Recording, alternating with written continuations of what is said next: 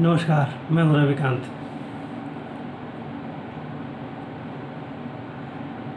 इस देश में 2024 के लोकसभा चुनाव का पहला दौर संपन्न हुआ और विगत जो लोकसभा का चुनाव हुआ 2019 का, उसकी अपेक्षा कुछ कम मतदान हुआ है। इस कम मतदान के अनेक वजह हो सकते हैं। इसके अलग अलग कयास लगाए जा रहे हैं, कौन कौन सी वजहें हैं, और हर व्यक्ति अपने अपने तरीके से उसको बताने की कोशिश कर रहा है। राजनीतिक पार्टियों ने भी इसको बताने की कोशिश की है और ऐसा स्वाभाविक भी है कि राजनीतिक पार्टियां चुनाव के बाद जब पत्रकार उनसे पूछते हैं कि ये फलां जगह मतदान ऐसा रहा, फलां जगह ऐसा रहा, इस पर आप क्या कहना चाहेंगे, तो राजनीतिक दलों का एक जो अपना मंतव्य होता है वो व्यक्त करते हैं। लेकिन ये विचारणीय प्रश्न है कि आखिर इस चुनाव में कम मतदान होने की वजह क्या है। मतदान कम हुआ है, सबको पता है, और कहीं 2%, कहीं 4%, कहीं 6%, कहीं 7%, इस तरह से मतदान कम हुए हैं। तो इसकी वजह क्या है? ये पहला चुनाव है जिसमें विपक्ष इतना हताश, लाचार और विवश दिखा।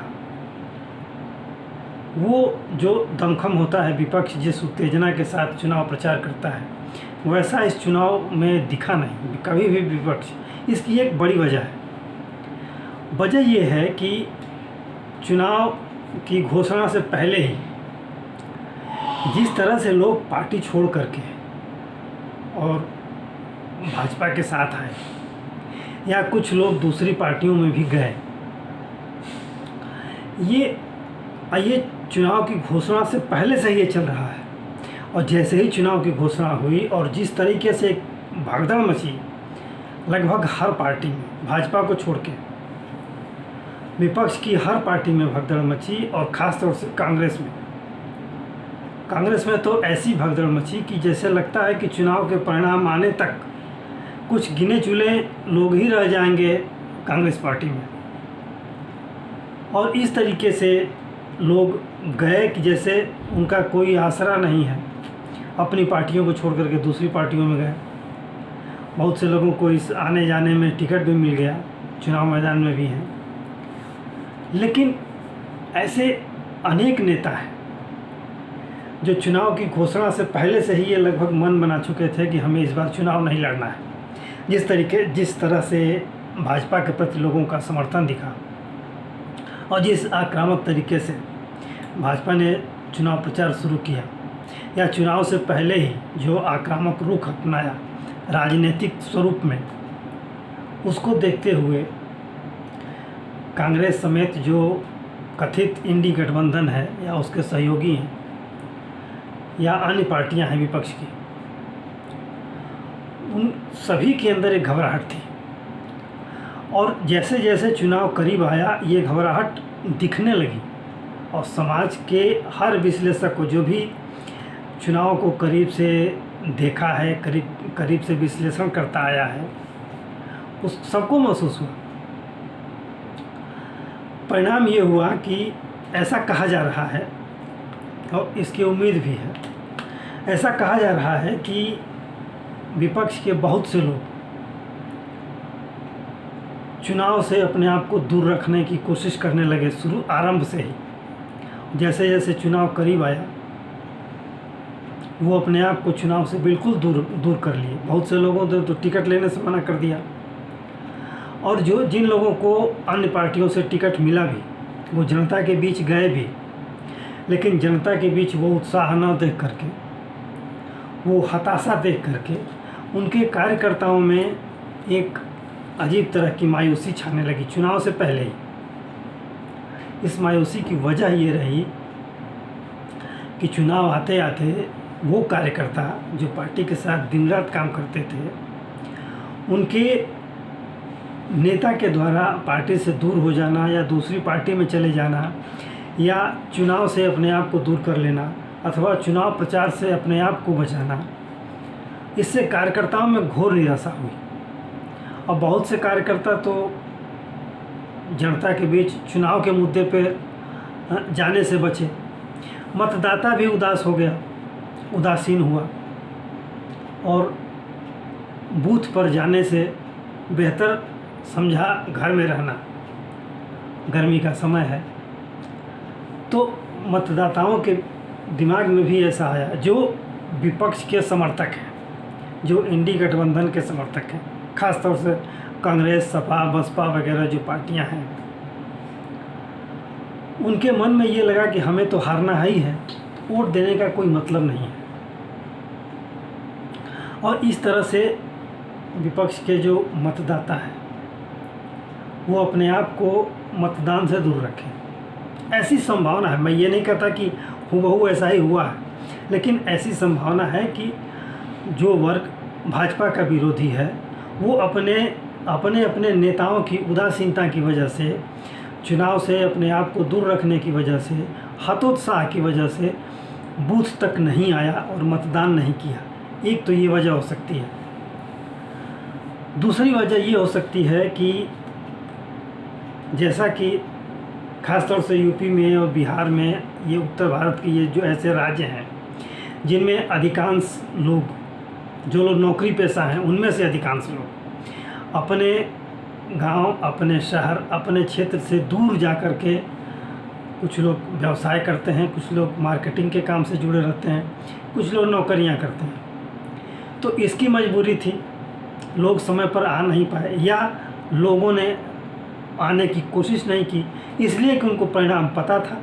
वो जानते हैं कि हमारी पार्टी तो जीतेगी नहीं, या अगर वो भाजपा के भी समर्थक हैं तो उनके अंदर ये भावना थी कि हमारी पार्टी तो हमारे वोट के बगैर भी जीत जाएगी, जिस तरह की लहर है।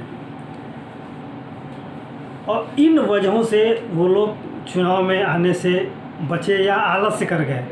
मन में जिज्ञासा होते हुए भी वो चुनाव में वोट देने नहीं आए, या उनके कुछ व्यावसायिक मजबूरियां हो सकती हैं जिनकी वजह से नहीं आए। लेकिन ऐसा नहीं है कि व्यावसायिक मजबूरियां इसी वर्ष थी, वो हर बार हो सकती हैं। लेकिन वो या तो अत्युत्साह में नहीं आए या हतोत्साह में नहीं आए, दोनों बातें हो सकती हैं। इस वजह से भी मतदान कम हुआ। लेकिन इसमें भाजपा को सचेत रहने की आवश्यकता इसलिए है कि अगर उसके कार्यकर्ता अति उत्साहित होंगे और उनके अति उत्साह को देख करके अगर मतदाता भी अति उत्साहित हो गए तो ये नुकसान भी पहुंचा सकता है। आपको याद होगा कछुआ और खरगोश की लड़ाई, कछुआ और खरगोश की दौड़, जिसमें खरगोश को कुछ ज़्यादा ही विश्वास हो जाता है कि वो कछुए को तो कभी भी हरा सकता है। और अंत में हुआ क्या, जीत कछुए को ही, खरगोश की पराजय हुई, जबकि खरगोश कितना तेज भागता है। ऐसा ही एक कहावत है कि ट्रेन उसी की छूटती है जिसका घर स्टेशन के करीब होता है। वो लोग विश्वास में होते हैं कि अरे ट्रेन तो हमारे घर के सामने से जाती है, हम तो कभी भी पकड़ सकते हैं, लेकिन ट्रेन उनकी छूटती है। तो इसलिए अगर भाजपा के कार्यकर्ता जरा भी हतोत्साहित होंगे, अति उत्साहित होंगे तो ये उनको नुकसान पहुंचाएगा। उनके अति उत्साह को देख करके उनका मतदाता भी अति उत्साह में हो सकता है वो कि मतदान के बूथ तक ना पहुंच पाए, ना जाए, इसलिए कि चलो तो हमारे जाने के बगैर भी भाजपा की विजय होनी है, मोदी को सत्ता मिलनी है। तो ये दोनों बातें हैं, और ये इन दोनों बातों की वजह से भी मतदान का प्रतिशत कम हुआ है। लेकिन जो असल बेरुखी दिख रही है, वो असल बेरुखी यही है कि लगभग विपक्ष अपने आप को हारा हुआ मान चुका है। क्योंकि जो चुनाव के दौरान जो उत्साह होता है, जो उमंग होता है, जिस उमंग के साथ विपक्ष के लोग इस उम्मीद में चुनाव प्रचार करते हैं कि शायद हम सत्ता पक्ष को कड़ी टक्कर दे सकें और उसकी जगह हासिल कर सकें, लेकिन जब विपक्ष अपने आप को पहले से ही हारा हुआ मान लेता है तो तो उसके लिए न कोई उत्साह होता है, न कोई उमंग होती है, और चुनाव एक दिखावा मात्र रह जाता है, सिर्फ इसलिए कि बस चुनाव है तो हमें इसमें शामिल होना है। विपक्ष के पास वास्तव में कोई मुद्दा नहीं है। विपक्ष के पास ऐसा कोई विषय नहीं है जिस विषय को वो उठाए और जनता के बीच उस मुद्दे को लेकर जाए। ऐसा मुद्दा विहीन विपक्ष आपने शायद इस पूरे 47 से लेकर के अब तक के बीच ये पहला विपक्ष है जिसके लिए न कोई मुद्दा है, न कोई विषय है, और न कोई चिंतन की पद्धति है, न कोई चिंतन की शैली है। ये अद्भुत चुनाव है। इसीलिए मैंने अपने पिछले एक वीडियो में बताया था कि ये चुनाव अविस्मरणीय होगा, ऐतिहासिक होगा और युगांतरकारी होगा। तो ये पहला चरण इससे साबित होता है।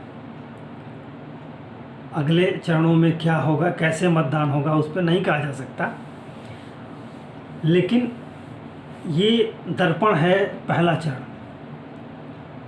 और पहले चरण से ही अगर इस तरह से एक तरफा चुनाव होगा तो अब ऐसे चुनाव का न समीक्षा हो सकती है, न कोई विश्लेषण हो सकता है। मतदाता जागरूक है, तैयार है, चुनाव आयोग जागरूक है, तैयार है। चुनाव आयोग की लगातार कोशिश पिछले 2-3 चुनावों से दिख रही है कि वो चुनाव आयोग लगातार ये कोशिश कर रहा है कि मतदान का प्रतिशत बढ़े, ज़्यादा से ज़्यादा लोग बूथ तक आएँ, अपना मतदान करें। लेकिन अलग अलग कारणों से, कुछ अन्य कारण भी हो सकते हैं जिनकी वजह से मतदान का प्रतिशत चाहते हुए भी नहीं बढ़ पा रहा है। जबकि इस चुनाव में जिस तरह से उत्साह था, पहले लगता था कि चुनाव इस बार 70 या 75% से ऊपर होगा, उस तरीके से मतदान पहला चरण तो उस तरीके से नहीं हुआ। आगे के चरण कैसे होंगे नहीं पता, लेकिन इसमें चुनाव आयोग को भी मेहनत करने की आवश्यकता है और लोगों को बूथ तक ले आने की आवश्यकता है, क्योंकि ये लोकतंत्र का उत्सव तभी सफल माना जाएगा जब हर व्यक्ति बूथ तक आए, अपना मतदान करे। पक्ष या विपक्ष करता है मतदान, उसकी बात अलग है, वो सत्ता पक्ष के साथ मतदान करे या विपक्ष के साथ मतदान करे, वो विषय अलग है। लेकिन अगर उसे विश्वास है कि हमारी पार्टी हारेगी तो भी उसे मतदान करना चाहिए। लोकतंत्र का मतलब यही है। ये प्रतिभाग हर मतदाता के लिए आवश्यक है। तो ये चुनाव किस धारा में जा रहा है अभी बहुत स्पष्ट रूप से होते हुए भी स्पष्ट रूप से नहीं कहा जा सकता, लेकिन ठीक है, हम अगले वीडियो में फिर आपको किसी नए मुद्दे पर आपसे बात करेंगे, आपको बताएंगे। और आज के लिए बस इतना ही। इस वीडियो को लाइक करें, शेयर करें, कमेंट करें। आज के लिए इतना ही। नमस्कार।